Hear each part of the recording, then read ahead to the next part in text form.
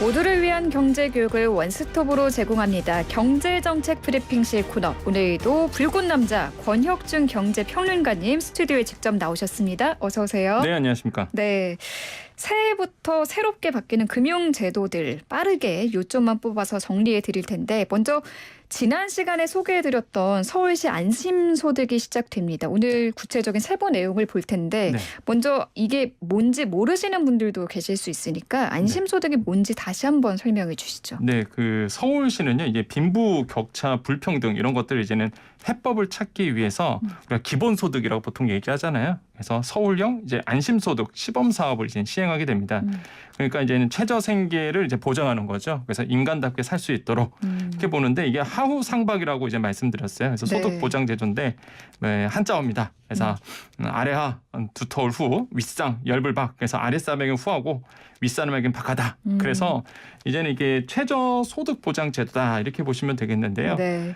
기준은 이제는 기준종이 소득 85% 이하 대상으로 합니다. 이번에 들어가는 게 1단계 때는 기준종이 소득 50% 이하이신 분들이었는데 이번에는 2단계는 이제 85% 이하이면서 재산이 3억 2,600만 원 이하인 가구. 그래서 총 이번에 1,100가구를 뽑습니다. 1,100가구요. 네, 뽑아서 2년간 지원하게 되거든요.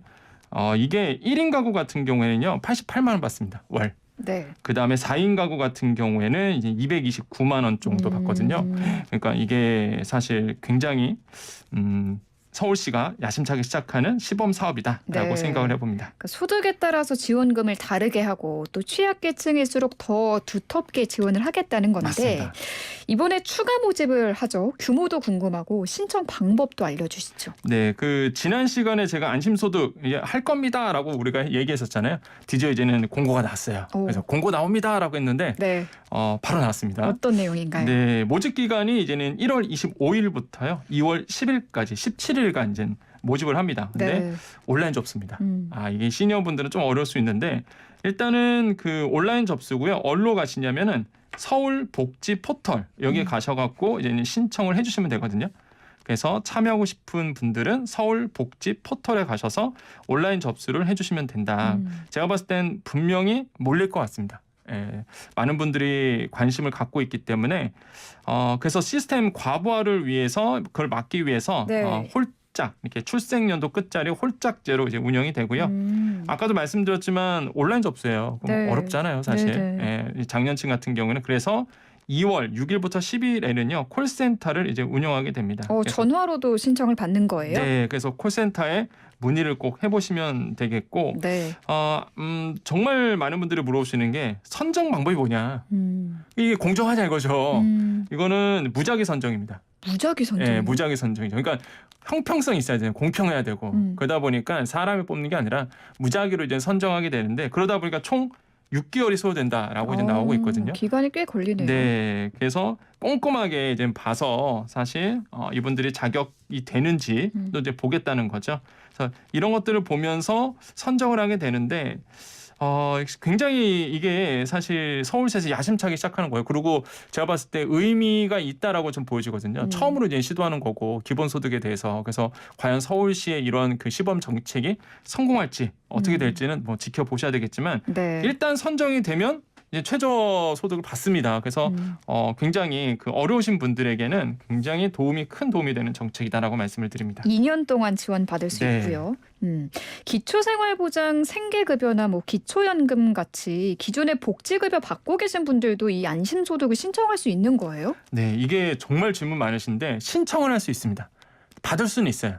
근데 만약에 선정이 되면 금방 말씀하셨던 것처럼 생계급여나 뭐 주거급여 같은 건 못 받습니다. 중복 지원이 안 되는 거군요. 중복 지원은 안 됩니다. 이게 신청을 할 수 있어요. 그래서 이제 안심소득 지원자가 최종적으로 이제는 선정이 됐다 그러면 우리가 보통 6종의 복지급여가 있는데 이게 중복급여가 안 됩니다. 그러니까 예를 들어서 그 현금성 급여 6종이 뭐가 있냐면 중앙정부에서 주는 이제 국민기초생활보장제도에 의해서 생계급여, 주거급여 이게 이제는 중앙정부에서 주는 거죠. 이거 이제는 중복 지원 안 되고요. 기초연금 당연히 이제 중복 지원 안 됩니다.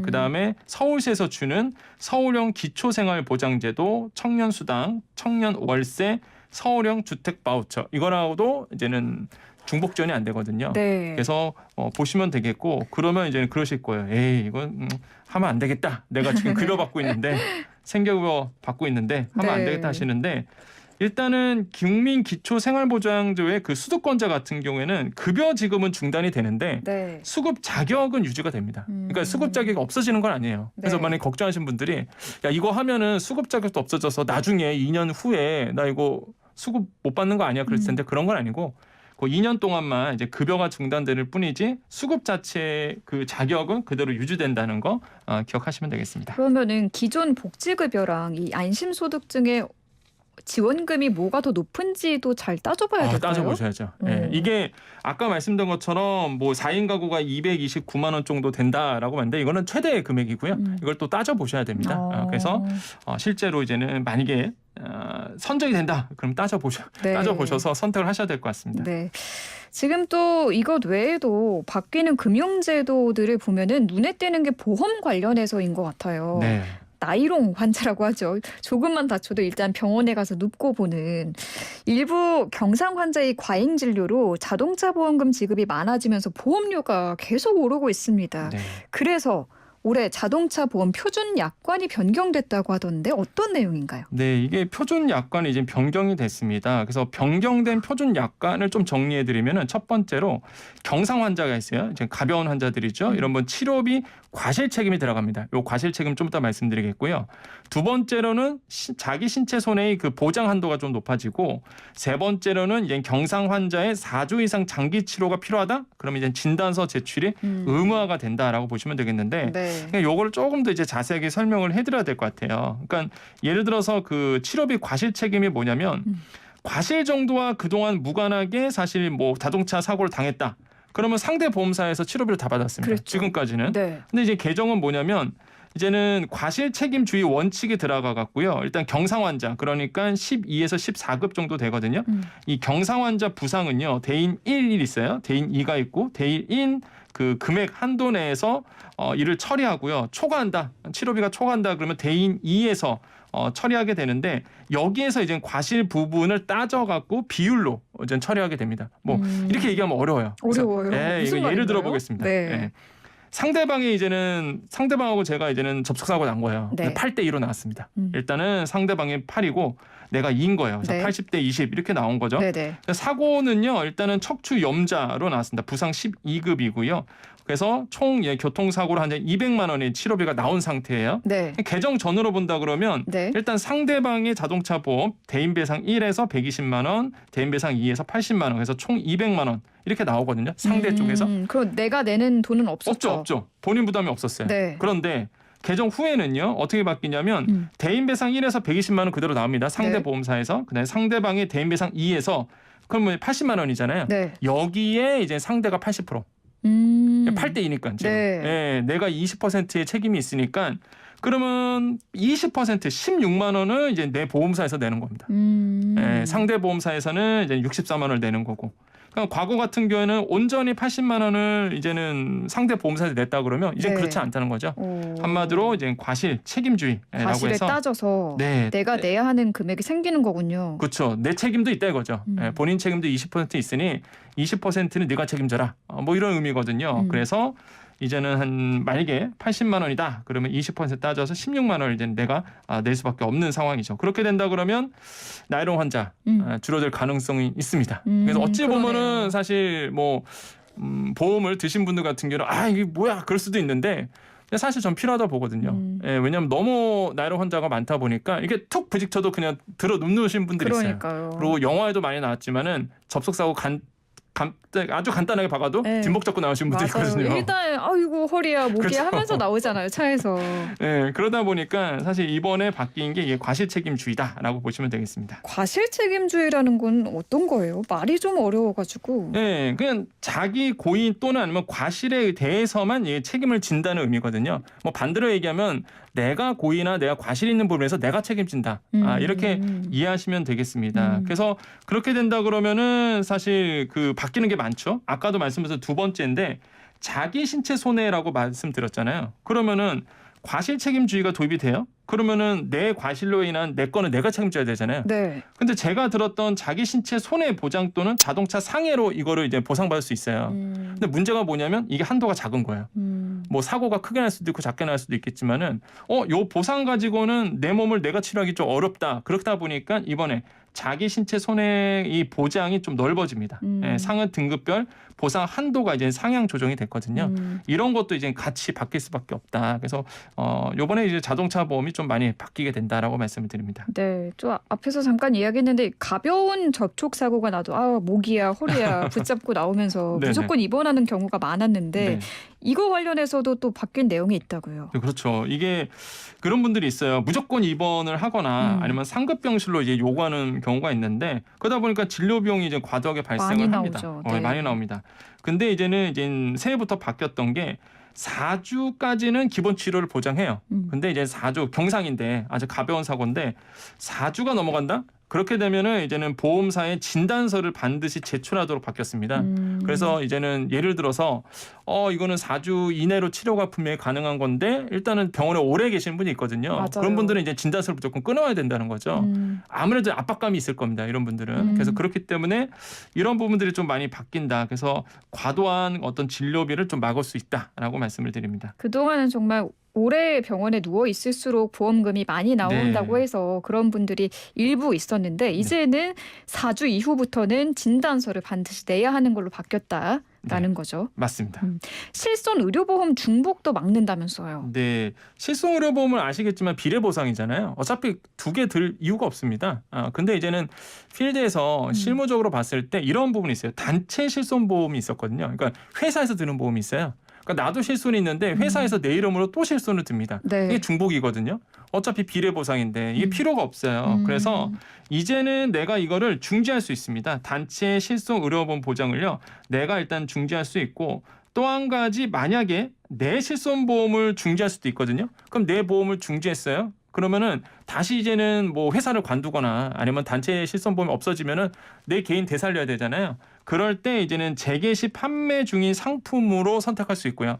아니면은 중지 당시 본인이 가입했던 옛날 상품 선택해서 재개할 수 있습니다. 근데 대부분 당연히 네. 예전 걸로 보험을 이제는 하겠죠. 왜냐하면 보험을 항상 물론 뭐 경우마다 다르겠지만 옛날 보험이 좋다라는 뭐 속설이 있듯이 네. 사실 뭐 보장이라든지 이런 것을 봤을 때에 선택이 가능하다 이렇게 보시면 되겠고 네.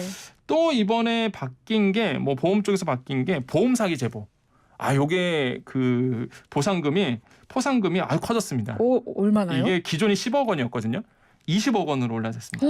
두 배나 더 커졌네요. 네, 그만큼 이제 보험 사기를 막겠다는 거죠. 단호한 어떤 보험사의 그 의지가 느껴지는데 그만큼 이제 보험 사기가 많다 보니까 보험 사기를 막기 위해서 포상금을 이제 10억 원에서 20억 원으로 이제 상향을 시켰다라고 말씀을 드리겠습니다.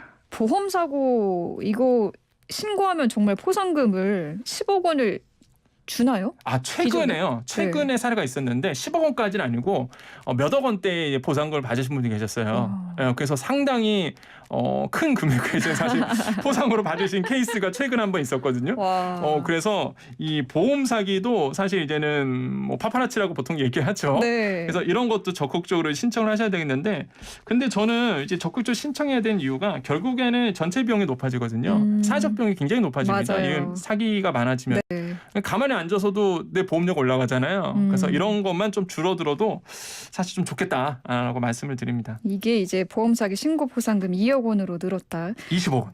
20억 원으로 늘었다. 20억 원. 제가 다음 주에 이 자리에 없으면은 이거 파파라치 이거 전향한 걸로 아시면 될 것 같습니다. 네네. 취약차주 중도 상환 수수료도 면제된다고 하는데 이건 무슨 이야기예요? 네, 취약차주 중도산환 수수료가 있는데 이게 뭐냐면 중도산환 수수료는 다 아실 거예요. 내가 뭐 예를 들어서 대출을 일으켰는데 내가 좀 목돈이 생겼습니다. 그럼 내가 갚아야 되잖아요. 빨리 갚아버리는 거죠. 보통 이제 3년 안에 갚으면은 중도산환 수수료가 들어요. 근데 내가 굳이 목돈이 있는데 돈이 생겼는데 대출을 끌고 갈 이유가 전혀 없거든요. 네, 빨리 털어버리고 싶으니까. 그렇죠. 빨리 갚아버리고 싶죠. 그러면 이제 은행 입장에서 손해인 겁니다. 일껏해서 서류 비용 다 내고 비용 들어서 대출해줬는데 갚아버리네? 안 되겠죠. 그래서 중도산환 수수료라는 걸 받아요, 은행에서.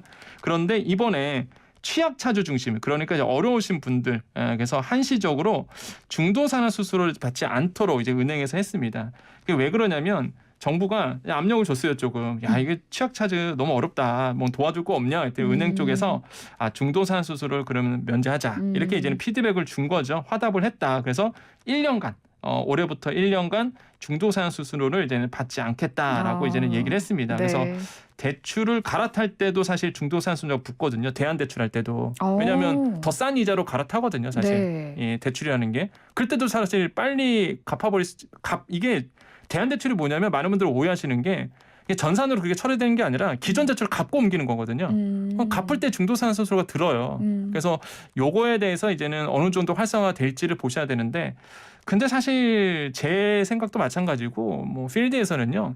현실성이 있겠느냐는 거죠. 왜냐하면 취약차 주면은 어려우신 분들이거든요. 과연 중도산 수수료 낼 정도로 목돈이 있겠느냐는 거죠. 한마디로 이제는 대안대출이라든지 아니면은 이 대출금을 갚을 만한 여력이 있으신 분들은 아니거든요, 사실. 네. 그래서 그러다 보니까 이게 뭐 말은 뭐 취약차들을 위한다라 하지만은 크게 영향은 미치지 않다. 그래서 좀 사실 약간 눈에 좀 뻔하다 이런 생각이 좀 많이 드는데 네. 일단은 뭐 은행 쪽에서도 이렇게 뭐 중도산 수수료 면제 제도를 가지고 나왔다라고 볼 수가 있겠습니다. 1년간이죠. 1년간입니다. 계속 뭐 면제해주면 좋을 텐데. 근데 아쉽고요. 은행도 사실 수익을 내야 되기 때문에 사실 오늘 뭐 기사에도 나왔지만은 은행이 최대 수익을 지금 누리고 그러니까요. 있습니다. 성과급 잔치를 벌이고 있다고 기사가 많이 나왔더라고요. 예, 성과급도 지금 많이 받고 계시고 네. 그러다 보니까 뭐 아마 지금 필드에서는 시장에서는 이런 목소리가 높아지고 있어요. 사회적 책임. 예, 은행도 이제 사회적 책임을 이제 다해야 된다. 이러면서 대출이 금리가 너무 높습니다. 지금 변동금리가 주담대가 8%가 넘어갔거든요. 네. 수신금리가 지금 4%대예요. 예금 금리는 네. 예금 적금 같은 경우가. 그 이상해요. 대출 금리만 오르고 예적금 금리는 왜 오히려 떨어지는 건지. 그렇죠. 그래서 그런데 이게 가상 금리가 붙기 때문에 그렇거든요. 은행들도 은행의 최대 수익은 이자 마진이거든요. 그래서 아무래도 이제는 수익을 얻기 위해서 하는 것도 어느 정도는 이해가 가는데 그래도 지금의 상황에서는 너무나 과도한 대출 이자를 받고 있다는 좀 비판 어린 목소리가 있어서 아마 지금 뭐 시장에서 계속 얘기가 나오는 게 사회적 책임을 어느 정도 다해야 된다. 이런 목소리가 지금 시장에서는 목소리가 계속 나오고 있습니다. 네, 저는 사회적 책임도 더해서 영업 시간도 좀 정상화됐으면 그렇죠. 좋겠습니다. 제가 지금, 어제 은행에 갔는데 4시 반에 갔는데 문이 닫혀 있는 거예요. 그래서 옆에 상인분한테 여쭤보니까 3시 반이면 은행이 이제 문을 닫는다고 하더라고요. 이제 코로나도 조금씩 이제 정상화돼가고 있는데 은행 영업 시간도 좀 다시 정상화돼야 하지 않나 생각이 드는데 지금 논의가 그래서 그게 되고 있는 거예요. 지금 이제 사회적 책임이 몇 가지가 있는데 일단 자영업자에 대한 대출 금리가 너무 높다라는 부분 하나랑 그다음에 이제는 영업 시간. 코로나 때문에 줄였으면은 그러면 그쪽도 많이 성과급도 받고 이윤을 얻었으면 다시 원래대로 시간을 늘려달라라고 얘기를 하고 있는데 지금 이제 조율 중으로 알고 있습니다. 정부랑 같이 조율하고 있는데 과연 어떻게 될지 좀 볼 필요가 있겠다라고 말씀을 드립니다. 네, 직장인들은 정말 은행 갈 시간이 없거든요. 네. 아마 또 이 주택담보대출 받으신 분들이라면은 지금 이자 때문에 정말 허리가 휜다는 분들 많으신데. 이럴 때 이제 도움 받을 수 있는 금융 상품이 나왔죠. 네. 저희가 일부에서도 조금 전에 전해드렸는데 특례보금자리론 곧 나오죠? 이게 이미 뭐 일부에서 자세하게 예가 나와서 뭐 기본 조건은 말씀 안 드리겠지만은 시장의 반응만 좀 말씀드릴게요. 기대하시는 분이 되게 많습니다.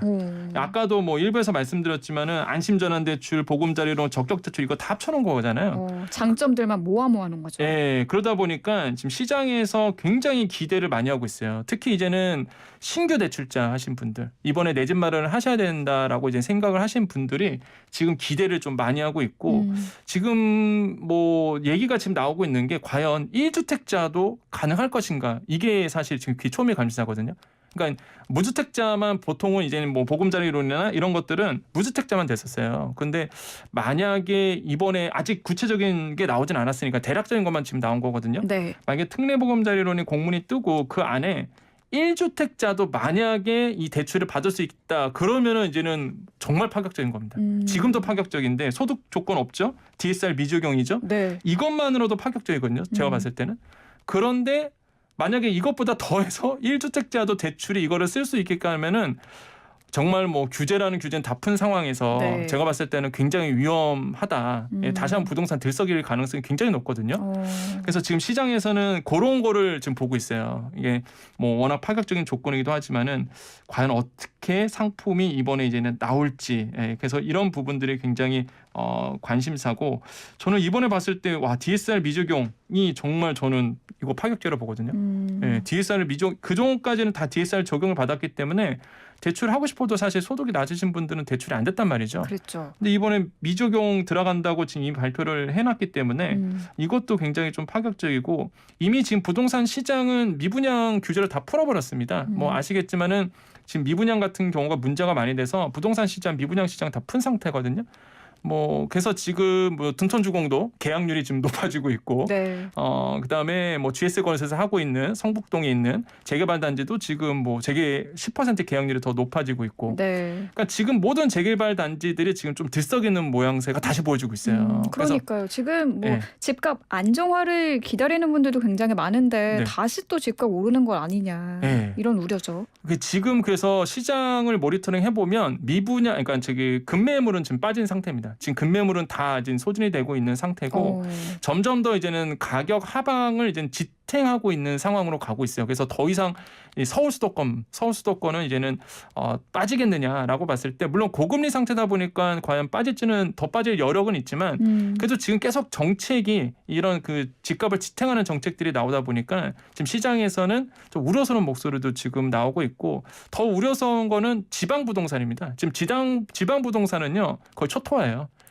이 원래부터가 안 좋았는데 네. 서울 수도권을 풀어주다 보니까 많은 분들이 이제는 서울 수도권에 다 집중되기 시작합니다. 지금은 규제 풀어갖고요. 지방에 계신 좀 돈이신 분들이 이제는 서울에 있는 아파트 분양받을 수 있거든요.